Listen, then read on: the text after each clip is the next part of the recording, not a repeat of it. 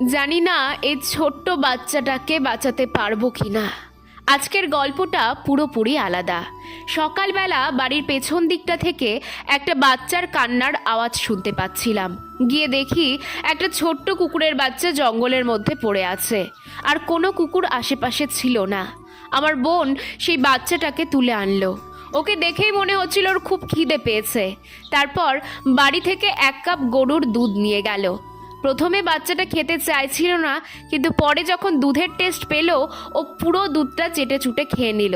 খাওয়ার পর বেশ স্ট্রং হয়ে গেল কিন্তু দেখো।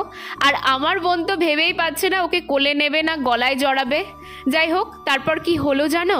একটা মা কুকুর দেখছিলাম খুব কান্না করছিল।